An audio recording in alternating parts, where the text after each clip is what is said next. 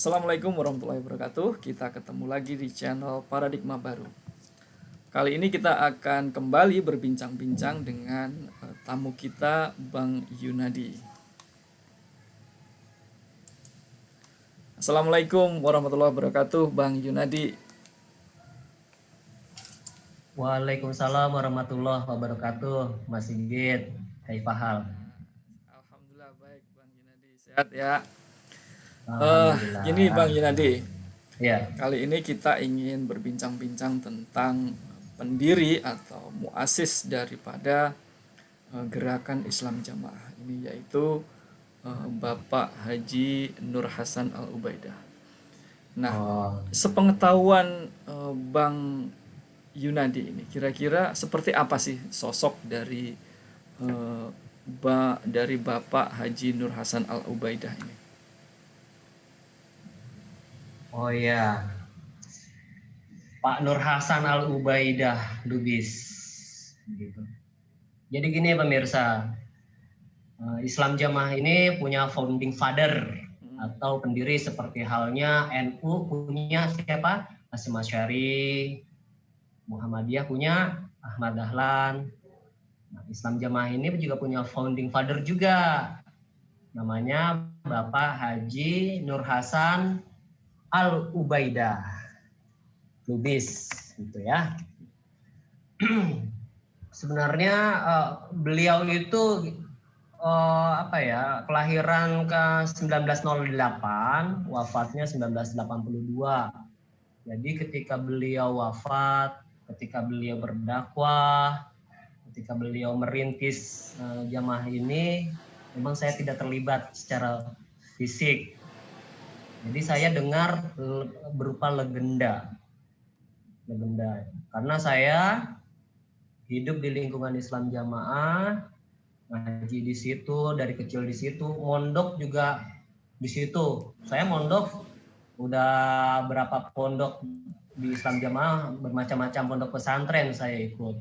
Jadi saya mengikuti folklore atau obrolan warung kopinya, gitu. Obrolan warung Ngomong kopinya. sebelum Jadi dilanjutkan, kira-kira Bang Yunadi ini pernah mondok di mana saja, Bang? saya pernah mondok di yang terdekat dengan rumah saya, pondok pesantren Minhajul Rosidin di daerah Pondok Gede. Terus kedua yang pondok-pondok mini di Jakarta Selatan, di Pasar Minggu.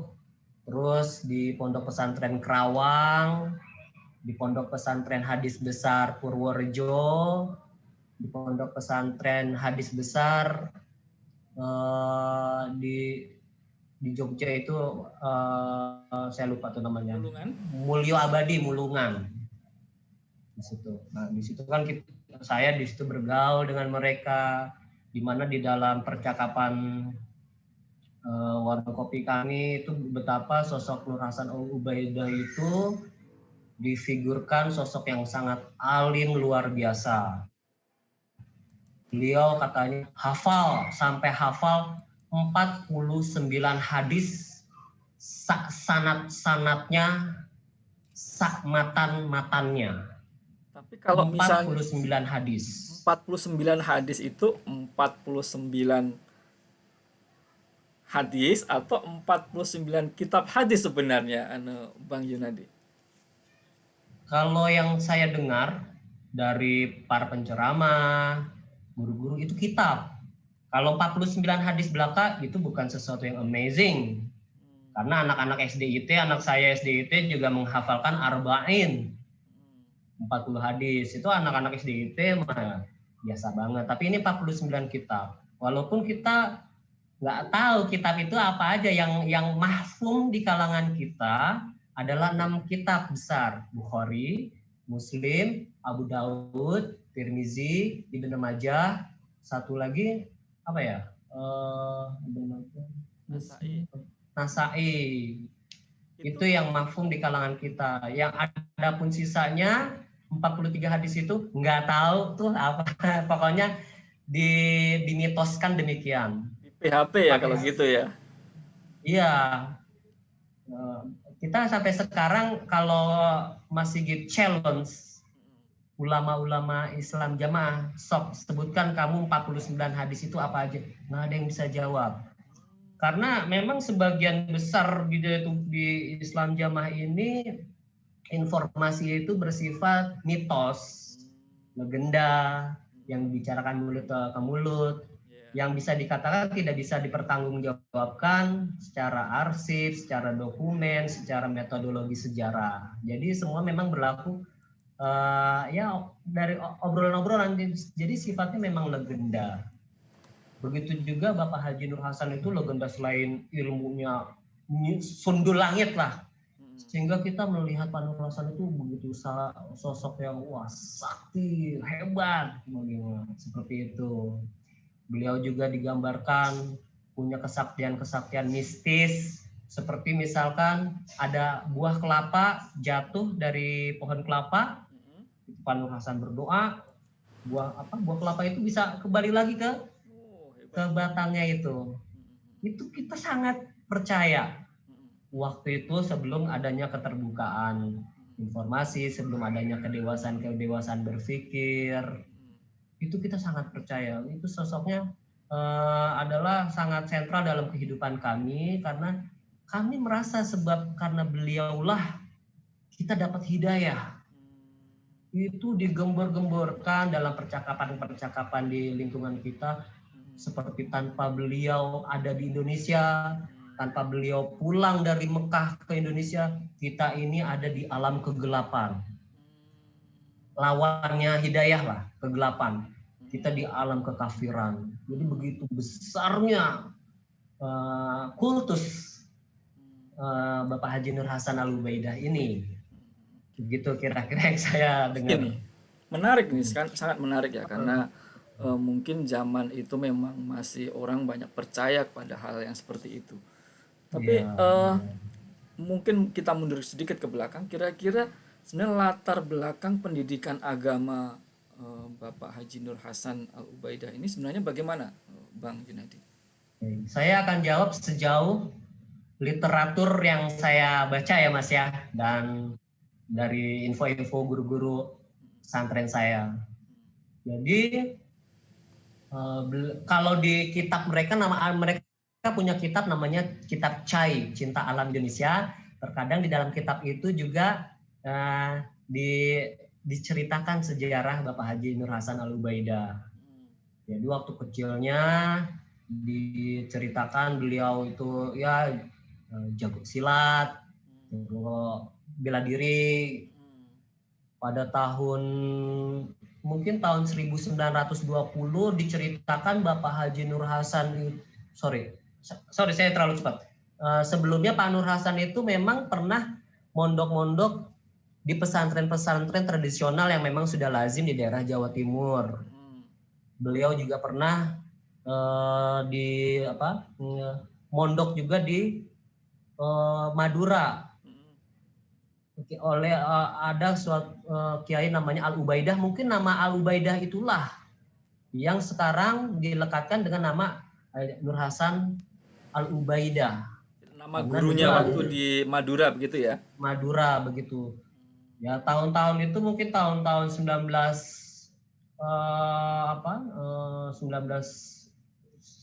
1920 itu ya memang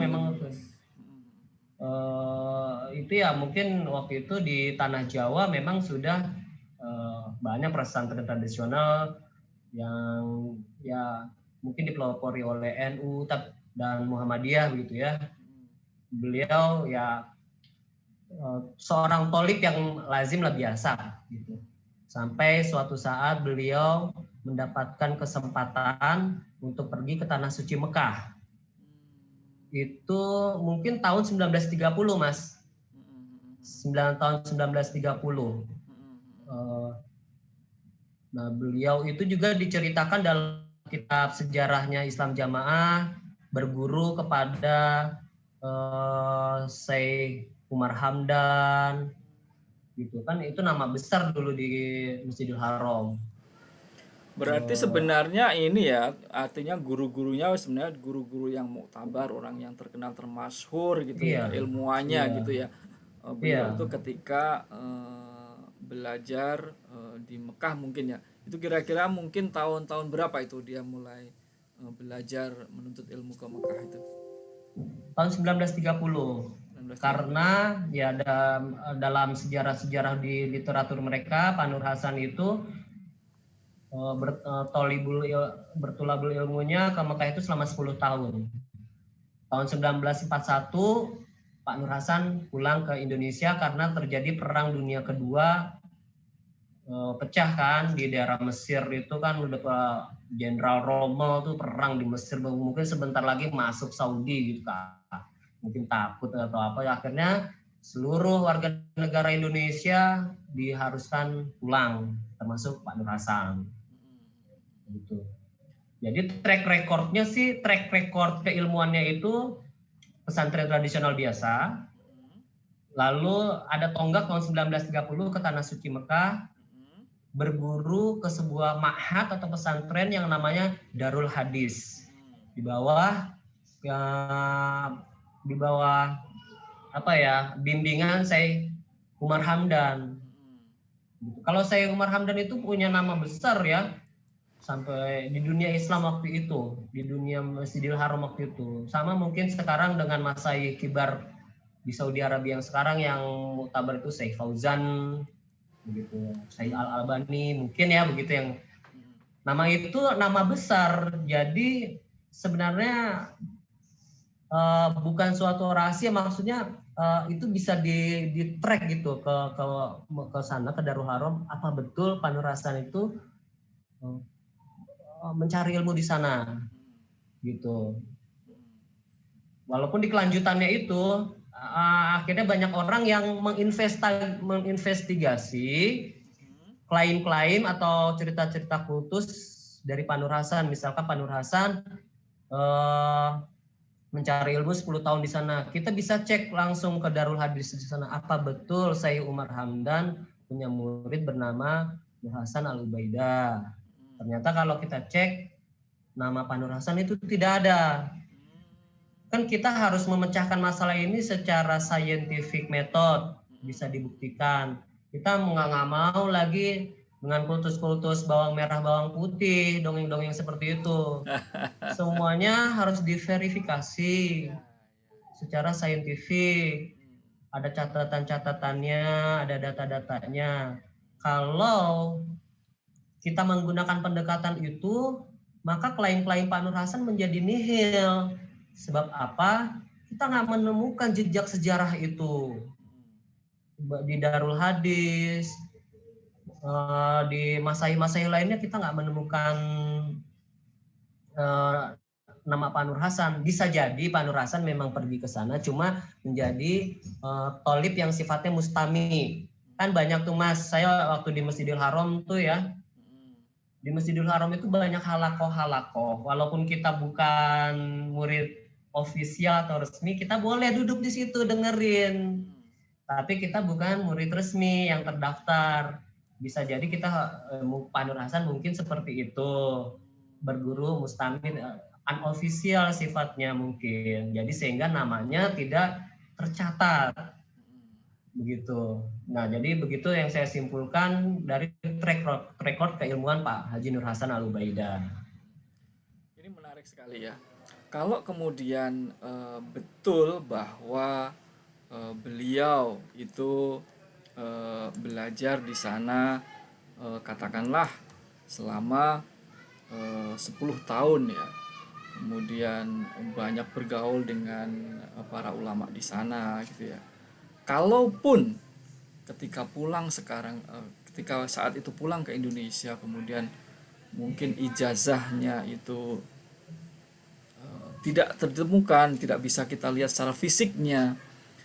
Bagaimana dengan jejak-jejak pemikiran atau ajaran-ajaran yang kira-kira beliau pelajari pada saat beliau belajar di Mekah itu?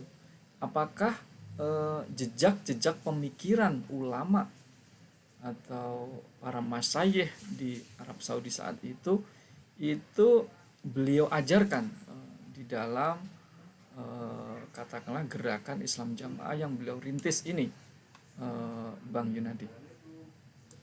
Baik.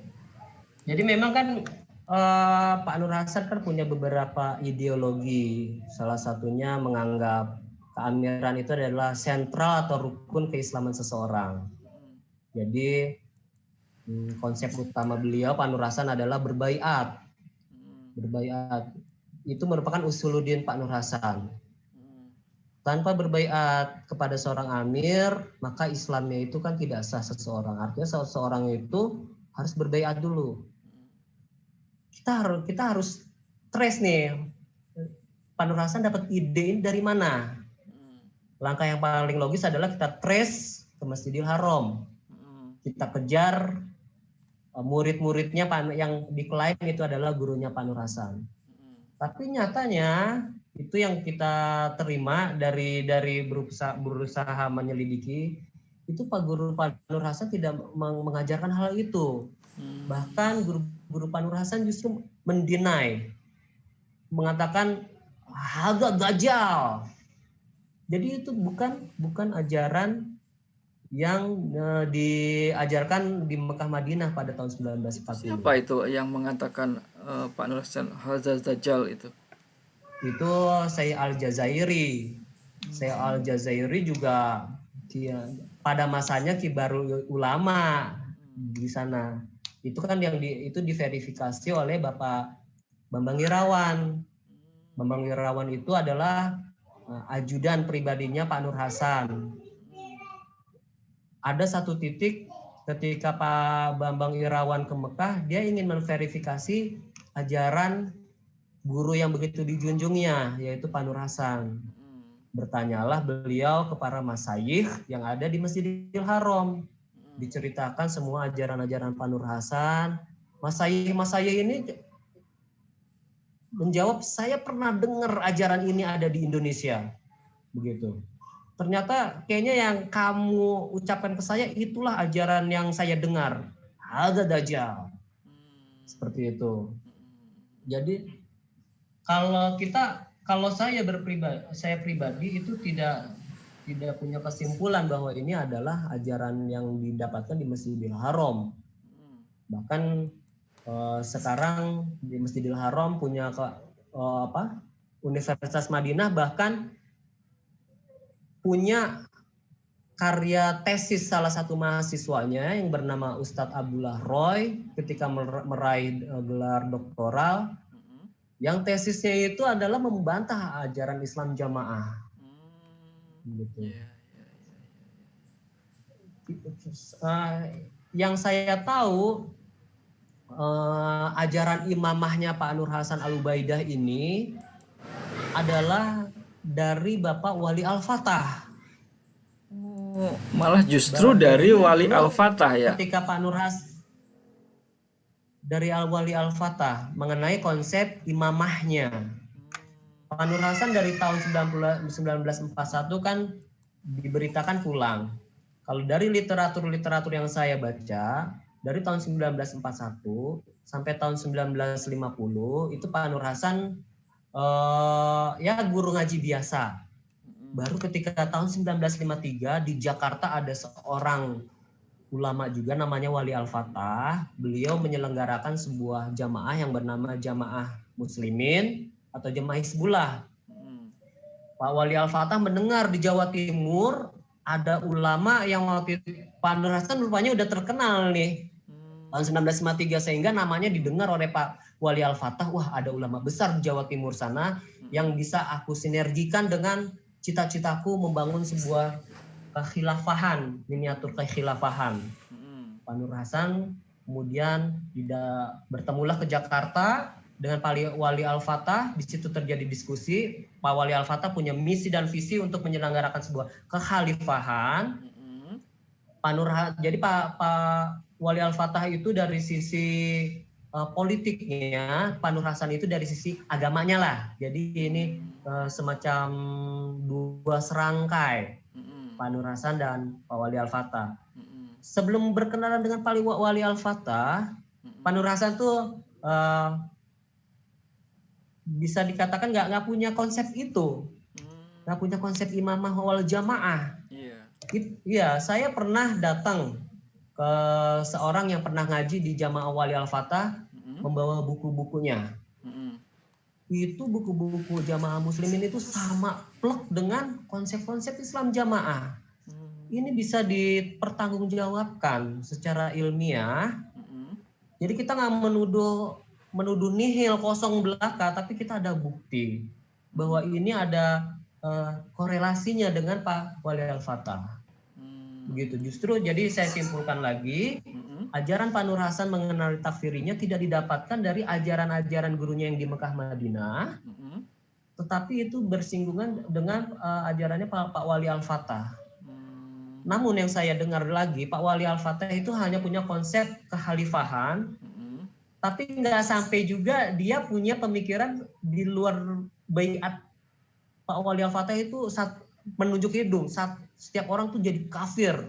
Ini namanya takfir muayyan, takfir tunjuk hidung, begitu. Jadi ajaran takfirnya mungkin ini orisinal Pak Nur Hasan, kalau saya lihat, atau ini adalah kecelakaan linguistik dan kecelakaan usuluddin. Saya punya buku dasar mereka namanya 7 fakta sahnya keberhasilan jamaah. Saya punya buku menunda baiat, merugikan diri sendiri. Itu banyak kecelakaan interpretasi hadis. Mereka selalu menggembar-gemborkan kami Quran hadis. Kalau kamu menyalahkan kami, berarti kamu menyalahkan Quran hadis dong. Bukan begitu. Qurannya betul, hadisnya betul. Kita verifikasi lagi sanadnya sahih. Yang bermasalah adalah interpretasinya. Jadi semenjak 1960 itu memang semenjak embrionya jamaah ini dibentuk secara resmi baiat resmi itu tahun 1962. 1941 itu baiat apa ya? Baiat dongeng bagi saya, itu nggak bisa dipertanggungjawabkan. Kalau baiat tahun 1962 saya punya dokumennya. Saya punya dokumen-dokumennya bahwa memang baiat ofisial resmi itu tahun 1962 di Gading Mangu, Jombang, Jawa Timur. Nah itu saya lihat literaturnya memang udah mengalami salah misinterpretasi dalam hadis-hadis itu. Yang kalau dibaca oleh para masyayikh atau asatis mungkin mereka malu. Kenapa sesuatu yang basic ini kok diinterpretasi keliru seperti ini, padahal kan beliau kan distigmakan ulama besar gitu. Wah, seharusnya nggak boleh terjadi misinterpretasi seperti ini kalau menurut saya sebetulnya. Jadi demikian Mas Sigit. Dari ilmuwan Bapak Nur Hasan, walaupun saya tetap menghormati beliau, tapi ada beberapa hadis khususnya masalah jamaah wal imamah. Contoh, mereka punya dalil yang apa tuh Mas? La Islamu la islama illa bil jamaah gitu kan, wala jamaah illa bit ta'ah gitu, seperti itu dan seterusnya. Itu mereka artikan secara harfiah, tidak sah Islamnya seseorang kalau belum berjamaah. Tidak sah jamaah seseorang kalau belum berbaiat. Kemudian mereka dibalik itu hadis itu, kalau nggak baiat berarti nggak berjamaah, kalau nggak berjamaah berarti nggak Islam. Ya itu salah satulah contoh kecilnya seperti itu. Kira-kira begitu Mas Sigit. Iya, menarik ya. Jadi mungkin pada awalnya dulu ketika beliau pulang dari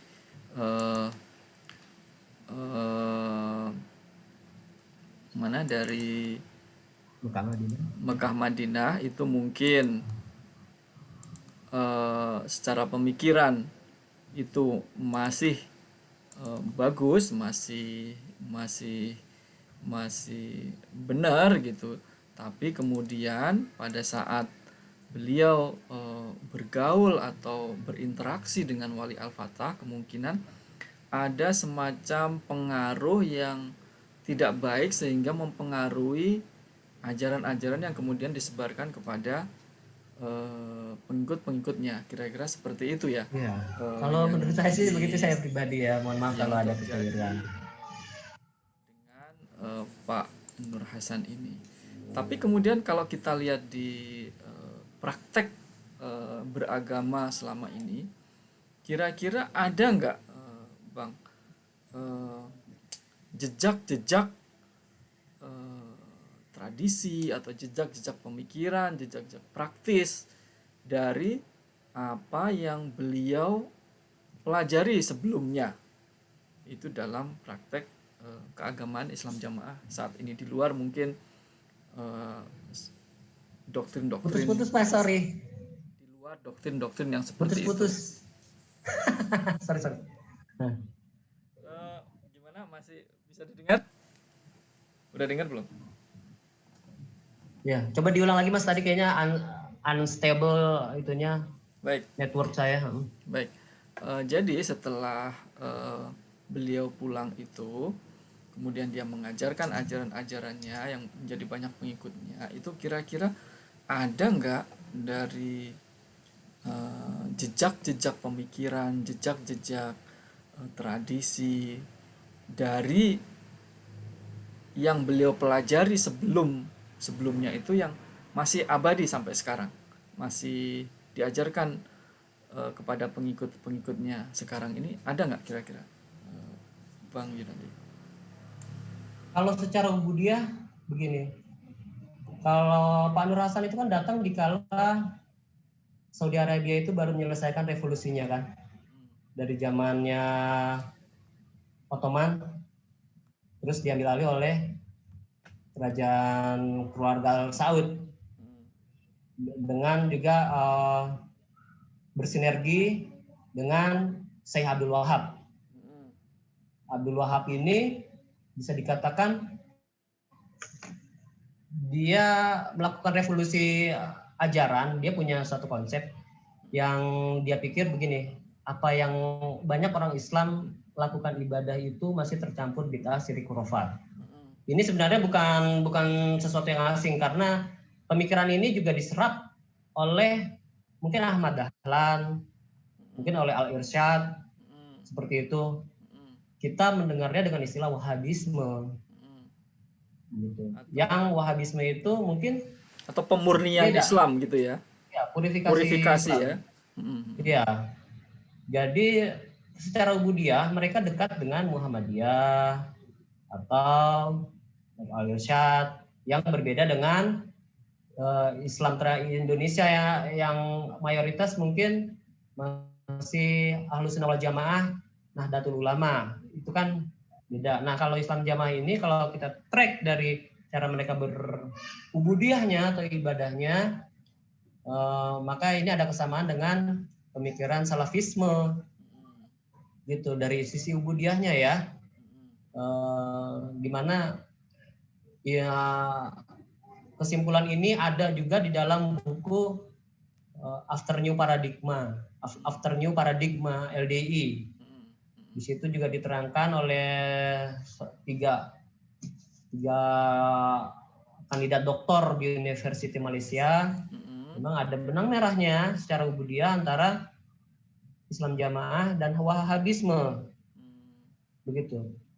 Ini kita, ya akhirnya kita kalau masih dibilang peninggalannya ada, mereka cingkrang maka itunya pakai bajunya di atas mata kaki ikhwannya. Mereka tidak menyelenggarakan soli, kan sama dengan Muhammadiyah, sama dengan Al-Irsyad gitu kan ya, tapi berbeda dengan NU ya.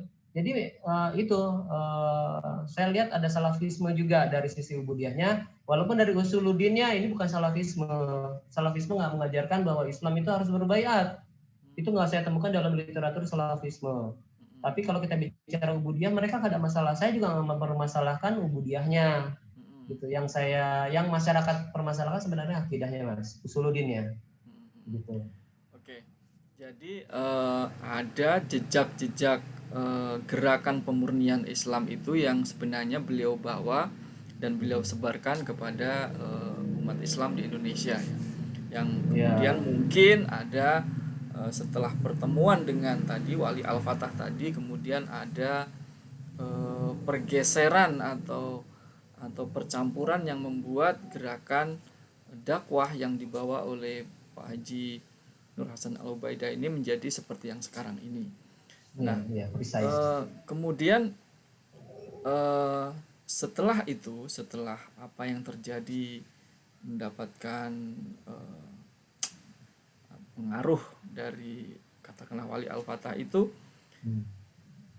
hal yang paling mendasar yang membuat dia atau membuat gerakan Islam Jamaah ini menjadi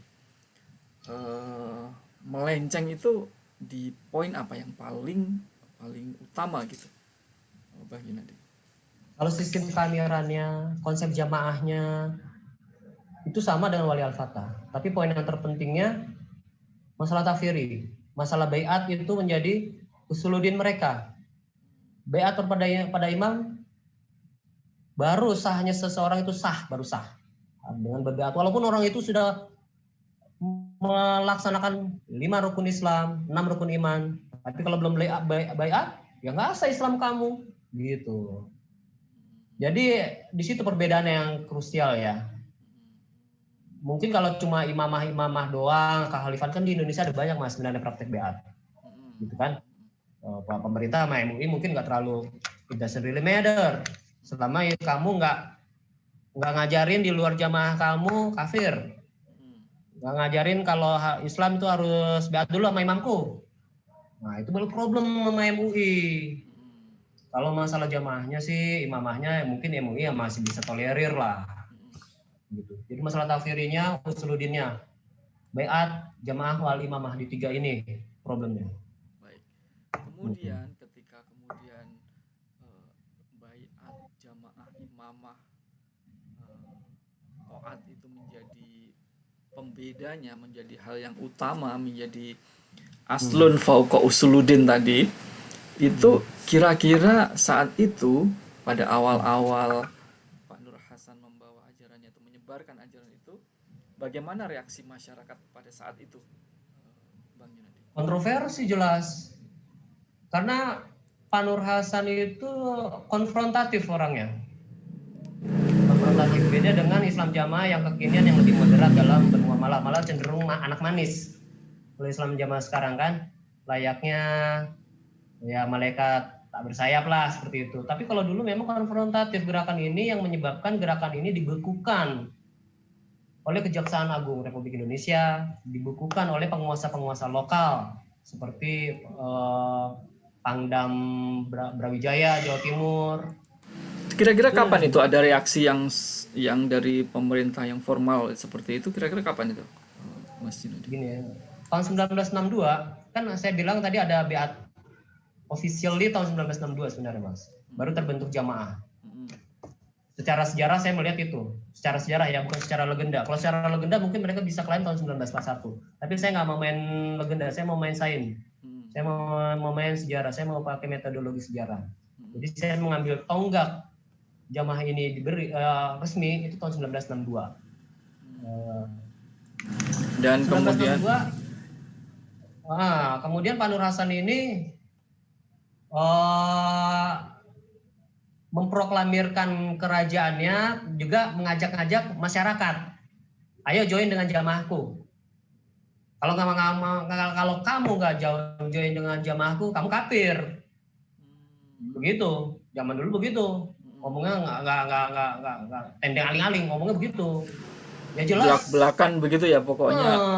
Begitu apa ya, vulgar begitu ya kira-kira ya. Vulgar. Saya punya 2 buku ini. Ini diceritakan juga dalam 2 buku ini bagaimana juga Pak Nur Hasan pergi ke Mekah sana. Di Mekah juga konfrontir, dia fotokopi bukunya, konsep buku mereka, buku ideologi mereka, yaitu bisa diperlihatkan sekali lagi yang saya pengen lihat lebih detailnya. Buku Islam Jamaah ya. Itu terbitan tahun 1979. Berarti otentik ya itu. Otentik yang mungkin anak-anak yang mungkin oleh jokam-jokam milenial sekarang ini mungkin tidak banyak yang tahu ya berarti ya. Iya jarang sih, ini udah jarang banget. Nah ini Kira-kira dalam apa buku ini saja yang diceritakan atau sosok Bapak Nur Hasan yang seperti apa yang diceritakan dalam buku itu, terutama dengan setelah dia mengajarkan eh, doktrin-doktrin atau paham-paham yang bahwa selain mereka yang berbaiat kepadanya itu kafir, itu apa reaksi masyarakat dan reaksi pemerintah mungkin saat itu yang diceritakan di buku itu, Bang? ya terjadi gesekan sosial, gesekan horizontal. Udah mulai terjadi gesekan horizontal, geger. Akhirnya gegeran ini udah sifatnya udah bukan pertarungan ilmiah lagi, bukan pertarungan intelektualisme, tetapi udah pertarungan fisik. Gitu kan. Masyarakat akhirnya menggeruduk itu tempat LDI, terjadi lemparan batu dan lain sebagainya. Pemerintah baru intervensi kalau udah di titik ini. Pemerintah baru kelihatan prihatin nih. Udah mulai investigasi ada apa ini. Itu sekitar rentang dari tahun 1962 sampai 1970.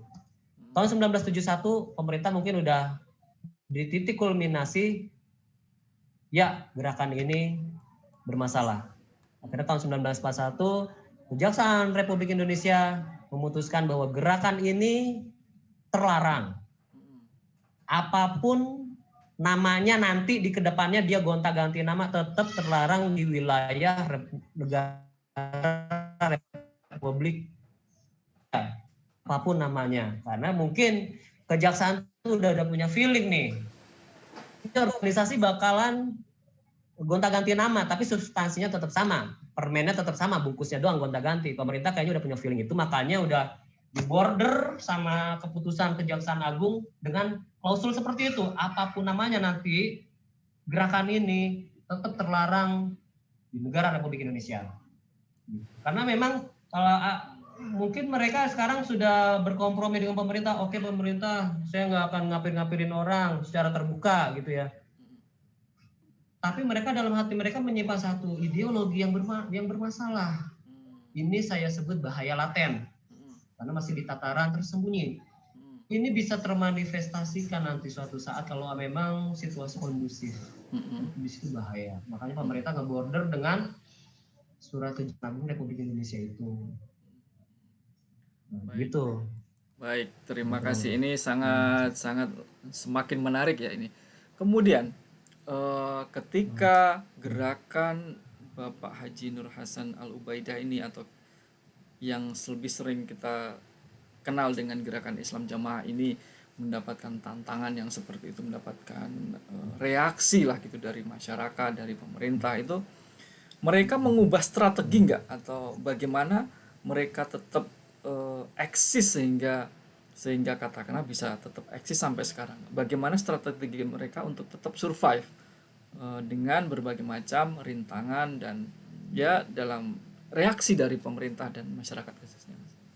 Karena kuncinya kalau menurut saya adaptasi ya. Seperti teori Charles Darwin, makhluk itu akan bertahan bukan karena dia kuat, bukan karena dia cerdas atau apa. Makhluk itu bisa bertahan karena dia bisa beradaptasi. Sama ketika mereka mendapatkan reaksi dari masyarakat, turun pemerintah Jaksa Agung, mereka akhirnya nggak melakukan perlawanan, nggak ngelawan. Mereka pintar, kalau ngelawan habis, mereka kekuatan mereka nggak ada, mereka nggak punya kekuatan mas, bakalan disapu habis sama pemerintah seperti DITI gitu kan. Mereka lebih sekarang menggunakan taktik kompromistik. Maksudnya mereka dalam narasi-narasi nasihat mereka setiap ada undang-undang dasar dan Pancasila, oke, kita apresiasi itu. Tapi sebenarnya itu menurut saya bertaktik ya mas ya. Fatona bitona budi luhur, ini kuncinya. Fatona bitona budi luhur. Tadi Mas Sigit menanyakan bagaimana cara mereka survive. 3 ini kuncinya. Fatona bitona budi luhur. Fatona Itu itu apa itu? Fatona, bitona, budi luhur itu apa itu, Mas Yunadi?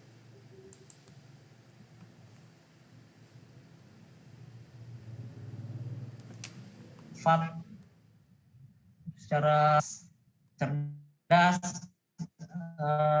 artinya ketika mendapatkan pertanyaan. Terdengar mas? Bisa diulangi lebih ini lagi? Ah, Diulangi? Fatona itu secara kebahasaan artinya cerdas. Maksudnya cerdas ketika menghadapi sebuah pertanyaan dari masyarakat, ya jangan gunakan jawaban yang sekiranya masyarakat itu marah. Jangan jujur-jujur amat, bohong dong. Kalau kamu bilang kamu punya imam, ya jawab enggak. Kalau jawab imam, ya bakalan ya bakalan kontroversi sama masyarakat. Jadi Fatona itu diplomatis, soft lying seperti itu. Ya bisa dikatakan bohong juga sih, soft lying, tapi memang sudah bohong. Kalau bitonah itu dalam bahasa Indonesianya itu masih kita tahu nggak? Bisa diserap apa kalau dalam bahasa Indonesia? Batin. Batin itu kan ada di dalam.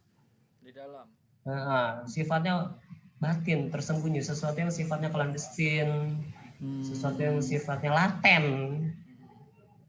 Kalau saya samakan ini sama dengan takianya Syiah. Seperti itu persis takianya Syiah.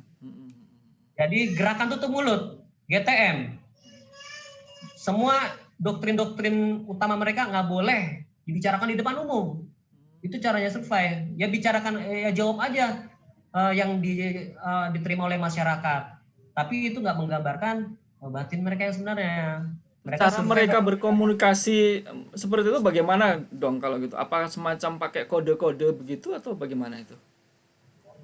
Komunikasi internal ya. Dalam bahasa sosiologis ini dikenal dengan namanya bahasa langgam, Mas. Bahasa langgam di mana bahasa ini cuma bisa dimengerti oleh sesama anggotanya. Contoh, kamu orang Jokam ya? Iya, saya orang Jokam. Kamu sambung di mana? Sambung di Depok. Kamu udah B atau belum? Apa itu B itu? Sudah saya. Nah, B itu bayat, Mas. Kita punya kode seperti itu B. Kamu udah B belum? Jokam, kalau udah, Jokam? Saya udah satu. Karena Jokam juga. Kamu Jokam. Jokam itu dari bahasa Prokem dulu tahun 1970-an di Jakarta itu ada terkenal bahasa Dagadunya Jogja deh kayak begitu, ya kan?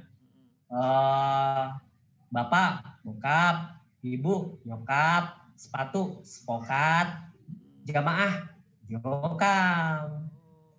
Jadi kalau saya misalkan di suatu tempat saya punya nges nih kayaknya orang jamaah, dites dulu sama password. Kamu jokam bukan? Kalau dia plongo-plongo, oh bukan nih, bukan anggota. Tapi kalau dia udah serp sigap, iya saya jokam. Jadi banyak itu. Dulu saya sempat pengen bikin satu proyek, bikin kamus, gitu ya. Kamus bahasa langgam di Islam Jamaah supaya nanti para peneliti S2, S3 atau S1 yang sedang menyusup atau apa bisa tahu dia. Ada banyak, itu salah satunya ya jokam, IR, infak persenan, sambung. Nah itu ada bahasa-bahasa langgam itu yang dikomunikasikan di internal mereka. Tapi kalau keluar ke Bapak Camat, gubernur, ya mereka nggak pakai bahasa ini, bahasa biasa, ya bahasa normal biasalah, bahasa basi, formalitas. Ya. Terus begini, tentunya ketika mereka ingin tetap survive itu kan tidak semata-mata dengan strategi yang Fatonah, Bitonah, Budi Luhur itu misalnya, tapi juga menggunakan cara-cara yang lain mungkin yang bersifat politis mungkin atau bersifat pendekatan-pendekatan yang lain. Yang seperti itu kira-kira mereka gunakan atau tidak, Bang Yunadi?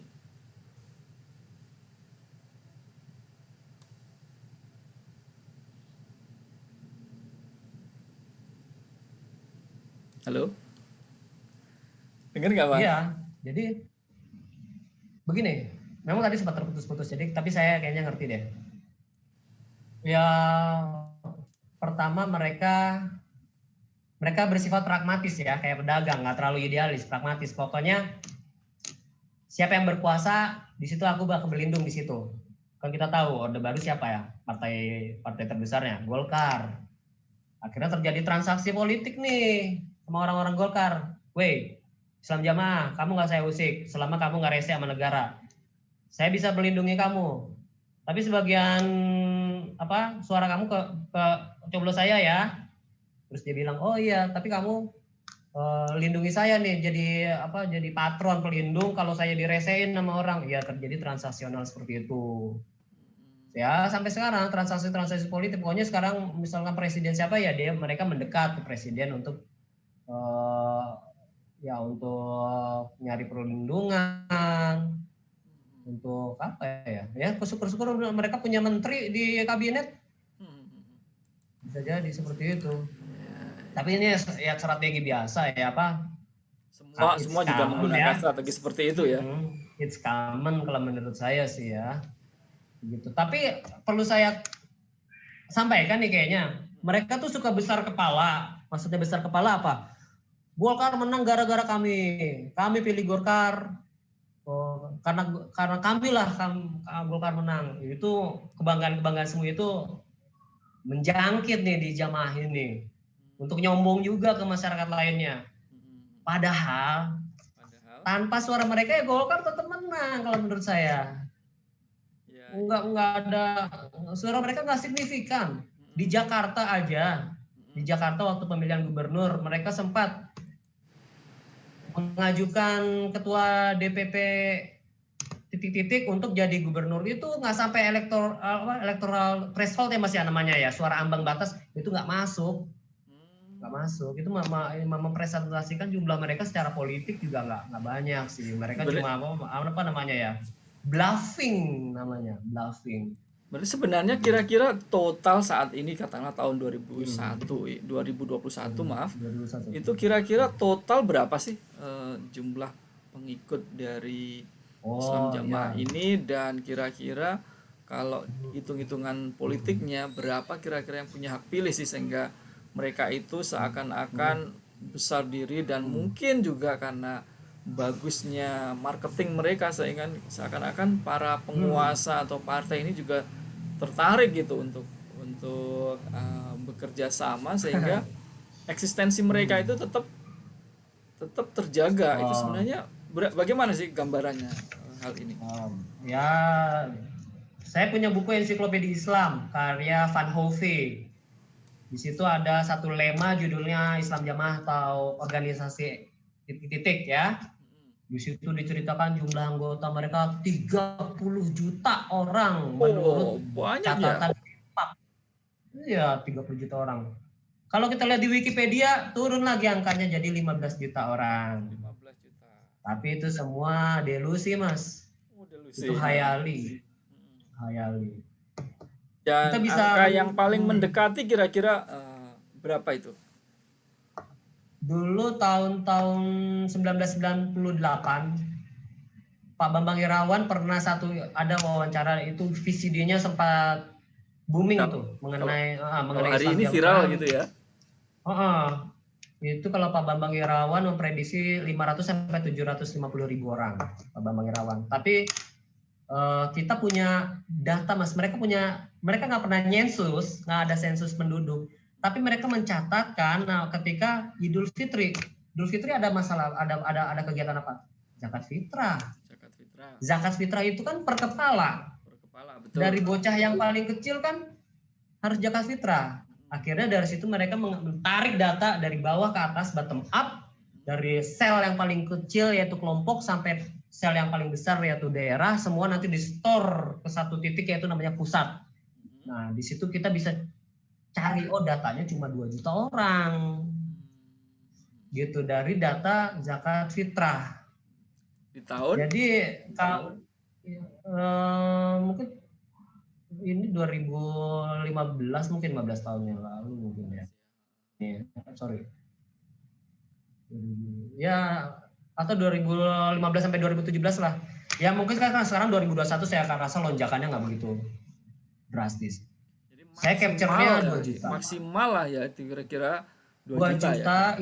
Itu dari piyi kecil bayi sampai yang manula. Kalau yang punya hak pilih kan 17 tahun, ya kan? 17 tahun kan yang punya hak pilih untuk nyoblos pemilu.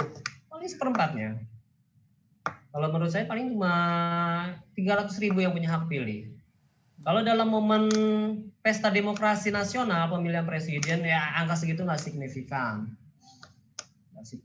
Cuma mereka marketingnya bluffing. Woi, saya punya punya jumlah pengikut banyak banget. Ayo, pinang saya.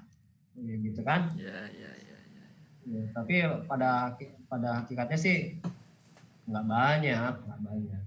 Tapi untuk 2 juta orang sebagai sebuah organisasi devian, sebuah sekte devian yang bermasalah, 2 juta ini cukup signifikan untuk kita dakwahkan.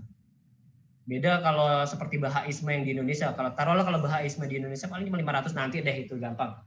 Tapi kalau udah 2 juta orang, saya rasa ini sudah layak kita menaruh perhatian kita ke jemaah ini. Dan masyarakat Supaya luas perlu tahu ya bahwa mereka itu masih eksis betul, meskipun betul, sudah betul. dilarang oleh pemerintah sejak tahun 1971, dan eh, pemerintah pun juga harus mewaspadai ini, karena jika dibiarkan membesar maka akan menimbulkan potensi ancaman kepada negara kita dan eh, disintegrasi sosial, kira-kira seperti itu, Bang Yunadi ya. Bisa kalau ini tidak, saya mengibaratkan ini seperti api dalam sekam, Mas. Api dalam sekam itu kecil kan, tapi ada satu titik kalau kita nggak waspada, semua sudah begitu terlambat, api sudah besar. Jadi saya tidak mau ada momen itu. Mumpung ini belum besar, jadi bisa kita border supaya api itu nggak menjalar kemana-mana. Gitu. Jamaah ini punya sifat misi, Mas. Zending, misi. Maksudnya beda dengan kaum Jews atau Yahudi yang Jews for Jews. Kalau mereka punya agama misi, misinya itu mereka mengekspor pemikiran mereka itu ke masyarakat secara clandestine. Itu yang saya kira bahaya. Masyarakat kan perlu informasi itu, ajaran apa yang mereka bawa, ajaran apa yang mereka sebarkan gitu. Kalau nggak diinformasikan bakalan banyak yang terjerat ajaran ini karena bagus, etalasenya bagus, Quran hadis, nggak ada yang nolak. Secara fitrah orang Islam itu semuanya nerima Quran hadis, tapi nanti akan dikasih doktrin-doktrin jamaah wal imamah yang kontroversi dan polemik itu gitu. Baik, baik, baik, baik. Terima kasih atas informasinya, Bang Yunadi. Ini sangat menarik sekali, dan kita harapkan pemerintah dan juga masyarakat betul-betul aware tentang hal ini dan melakukan tindakan-tindakan yang terukur, yang terbaik untuk kemaslahatan kita semuanya. Terima kasih telah Ya, menjadi kemaslahatan kita tamu bersama. saya di podcast Paradigma Baru ini. Terima kasih sekali lagi. Sama-sama Mas. Dan teman-teman, kita tadi sudah banyak berbincang-bincang dengan Bang Yunadi.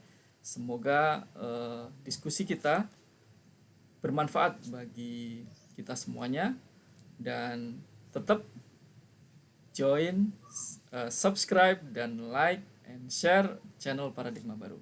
Kita ketemu di diskusi selanjutnya. Assalamualaikum warahmatullahi wabarakatuh. Waalaikumsalam warahmatullahi wabarakatuh.